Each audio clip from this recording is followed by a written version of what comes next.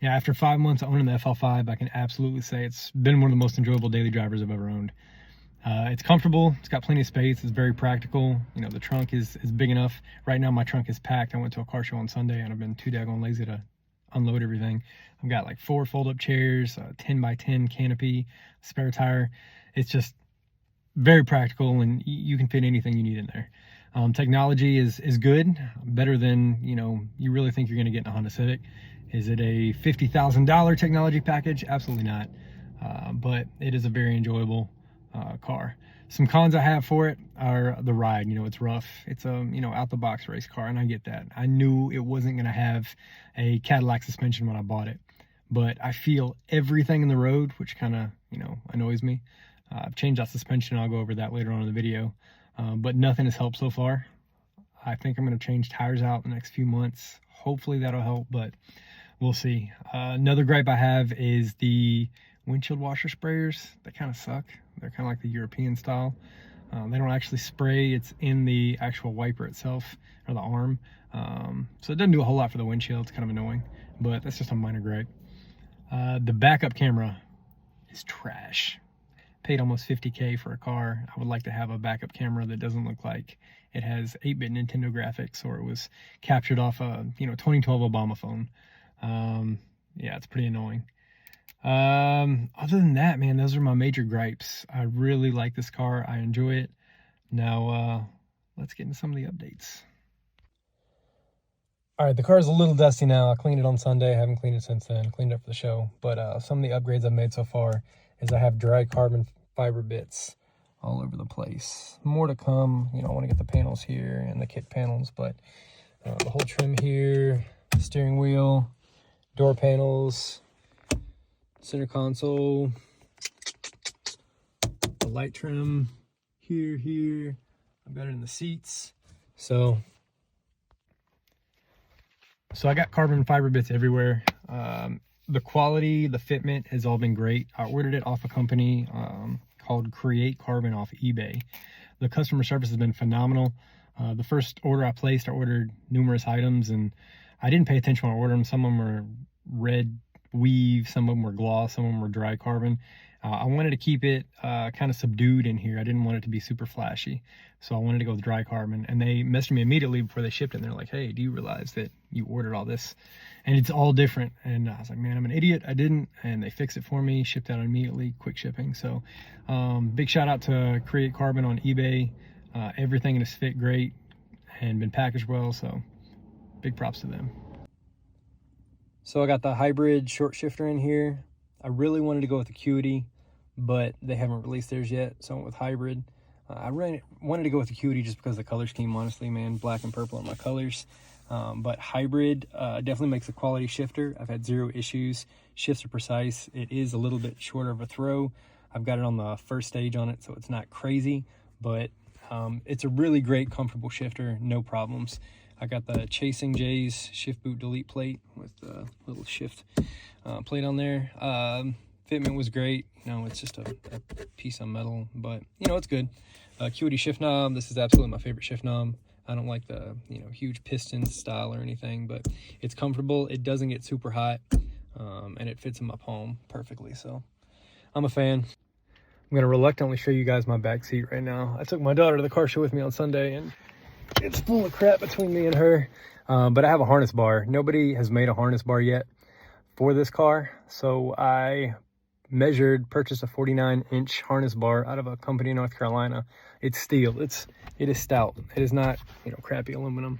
But I mounted it up there. I measured everything. I had to cut a little portion. I'll show you. So I did have to cut a little portion of the seatbelt trim here. I posted other videos about it, but you can't see it when the seatbelt's down. The factory seatbelts still work. I have status harnesses. I got the most ostentatious ones possible. I like them. I get a lot of hate for them, but I like the boldness of it. I also have the mic store rear.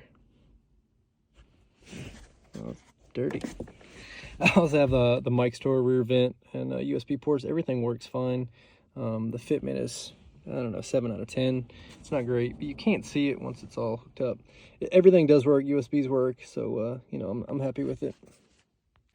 I've got another order from Mike's store for a set of taillights, and I tell you what, customer service has been -3 out of 10. It's been horrible. I ordered them September 10th, and it's November 5th, and I still don't have them, so it's a little irritating, fighting back and forth. But I'm not gonna bore you with all that. I'll just say, be advised before you order from Mike's store. I know they're overseas company, but do better. Now to the exterior of the car. It's still pretty clean. I haven't washed it since I drove back from Charleston, but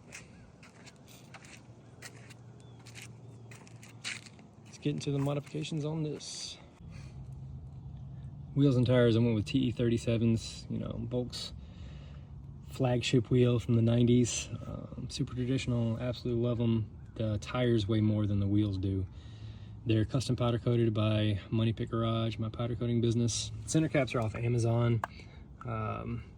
If you're interested, send me a message and I'll shoot you the link. They were like 30 bucks. They're plastic, but they do fit extremely well.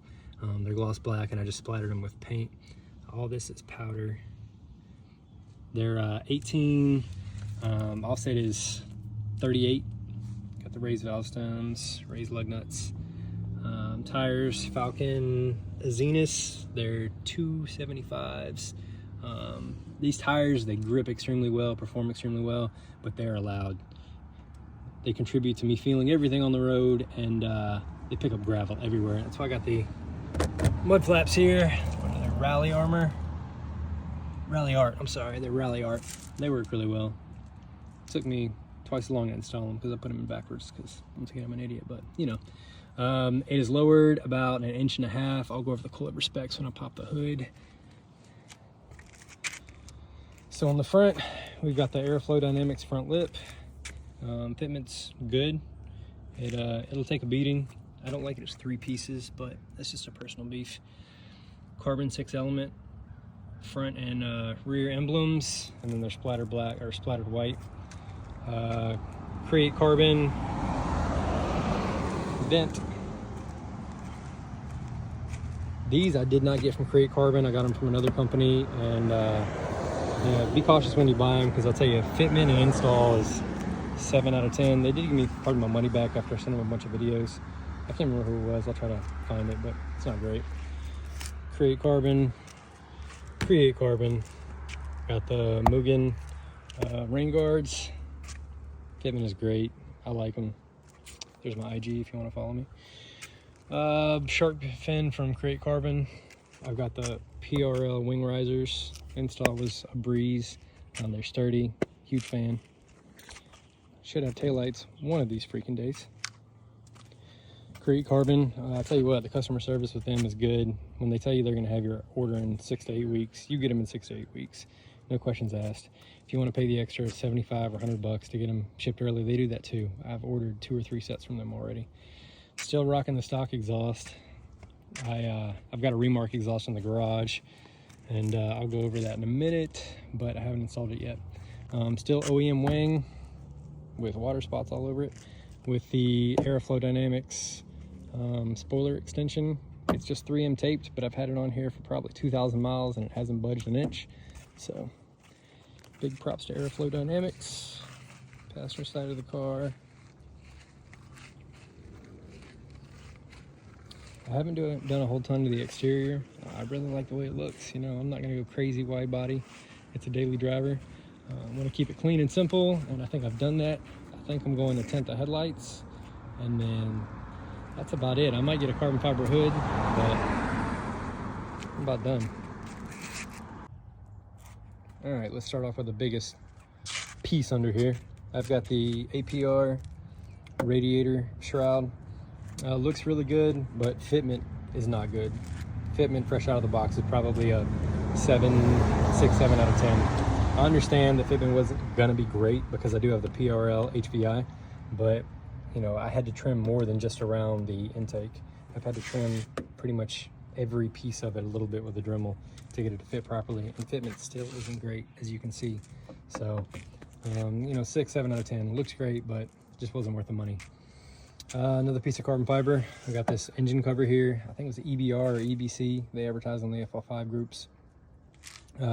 Shipping was fairly quick. You know, it's coming from overseas. The piece looks good. Fitment's good. Customer service wasn't bad. So I'll give it an 8 out of 10. Wife got me a cutie oil cap. Oil cap. Fitment's great. I just picked these up last week. Never heard of the company before. Somebody posted on FK8 group about Barris, and I checked them out. So I got the dipstick, I got the AC line covers, and then the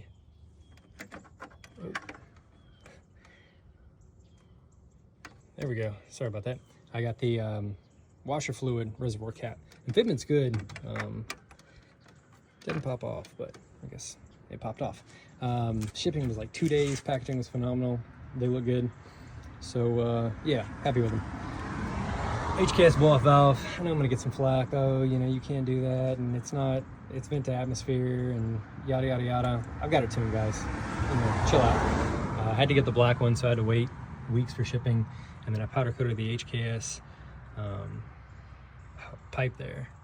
So I got the Tanabe strut bar, flat out suspension coilovers. I have the first set that outside the 4 that were produced for Honda USA. I got to tell you right now, I'm not happy with them whatsoever.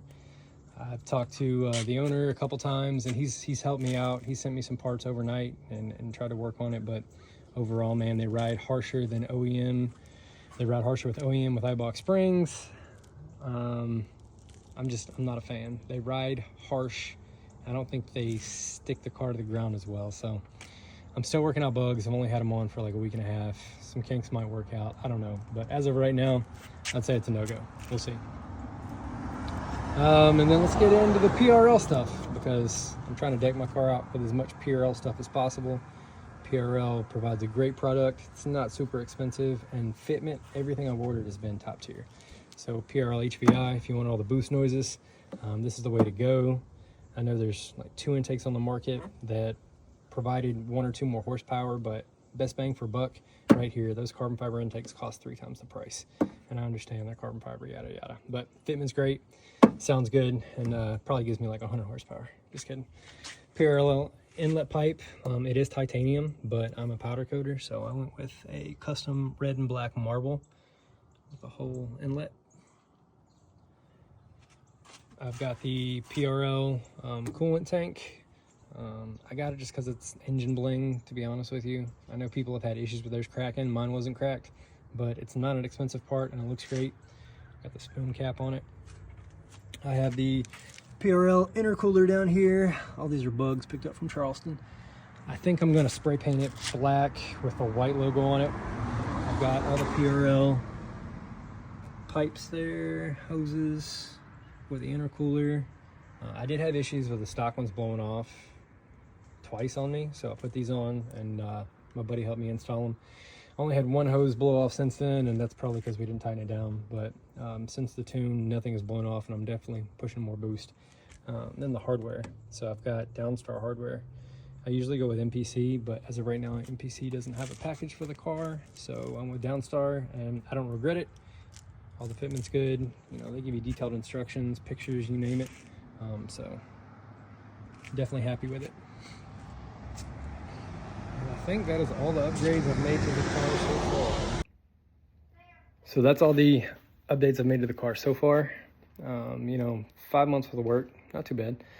I have a few more coming up right now. My full exhaust, and then retune with the new tune, and then I think I'm done with it. So I wanted an exhaust that didn't sound like a bunch of bumblebees pissed off in a can. I wanted to keep the valve on it. That's just one of the cool features I really like about the fl5. And you know, I wanted something that didn't drone out a lot. So I went with the Remark exhaust front pipe. Still has the 3 tips, still has the valve. It's lighter weight, sounds better. So I'm super stoked to get it installed. I got it from Evasive Motorsports, and I'll tell you what, their customer service is top notch. They didn't have any in stock. So I ordered it, and they texted me and called me within like 2 hours and said, hey man, it's not in stock. We're getting one next week. You can either claim it or we'll cancel your order, give you a full refund right now, no questions asked. I said, hey, I'll wait another week. I messaged them like 4 days later because it was the new week and said, hey guys, you got my exhaust yet? And they were like, no, we get it Friday, and immediately shipping, tracking information will be sent to you. And sure enough, tracking info was sent like 10 a.m. on Friday, and I got it just a few days later. So big shout out to Evasive. Thanks for helping me out here. I also picked up the fl5 downpipe. The welds on it look immaculate. The ceramic coating, it's not perfect. I own a powder coating business, and I do some ceramic coating. I think when they taped it off, the ceramic coating cured to the tape and peeled it out, and it's just me griping. I mean, you're never gonna see the damn thing. I don't even know why I got it ceramic coated, because it doesn't really help the temps under the hood, but I wanted to get it ceramic coated, just for my peace of mind. Welds look great. Overall, it looks great. They didn't mask it properly. They just pulled some of the coating off, and I'm just griping. It's an expensive piece, and if I pay somebody to ceramic coat it, I want it to be done great. It was done well, but just my 2 cents. On one of the fl5 pages, I saw somebody picked up this subwoofer, wired it to 1 ohm, and got a lot more bang for the buck out of the fl5 OEM system. So monkey see, monkey do. It's inexpensive, and I'm gonna do that probably this week. It only cost me like 110 bucks for the sub, free shipping, and yeah, it's gonna improve on the base, and I don't have to compromise a bunch of trunk space. I'm going for it. So that's pretty much everything I've done in the car so far in the last 5 months. Did get PPF installed from the dealership when I bought it, and they ruined it. They cut into my bumper and all this other stuff, and I was ready just to send the whole car back after that. But the dealership did take care of me. They refunded it, pulled my bumper off, ordered a new grill for me because they cut the grill when they were installing the PPF. So it's got a new grill, new paint on it. They took the whole bumper off, gave me a rental car, painted the front bumper, had a little extra clear because Honda clear coat issues. The week after I got the PPF pulled off, hit a freaking rock on the interstate. Well, tractor trailer flung up a rock and dented my hood, and my painter took care of me in like 3 days, had it painted and taken care of. So yeah, it's a daily driver. I do take it to shows and enter it, and it's done well. I don't expect to win first place at shows because it's not a show car. It's just my daily driver that I'm having a lot of fun driving and working on. So hope you guys appreciate it. If you got any questions or comments about it, please feel free to send them. I'll be happy to help you any way I can. Hopefully this week I'll get the sub installed, and I'll get my exhaust put on, and I've already got a tune built. I went with 1-to-1 tuning. I talked to Mike about it, for a while, and he got me squared away. He got the Honda sent over to me. It's got the base 93 with a couple updates, for the blow-off valve and pops and bangs, that kind of stuff. But he's already built another custom tune and sent it to me for the downpipe and the exhaust. So I should be pushing, 370, 380, somewhere around there, which is more than I need for a daily driver. I don't think I'm going to do anything past that. I don't think I'm going to, upgrade the turbo or the fuel, just because I want it to be reliable. I don't want 500 horsepower under the hood in a daily driver. In the future, if I get another car, I'll consider it. But as of right now, I'm just super stoked, super happy with the car. Yeah, so appreciate y'all watching. If you got any questions or concerns or comments, please leave them, and y'all have a great day.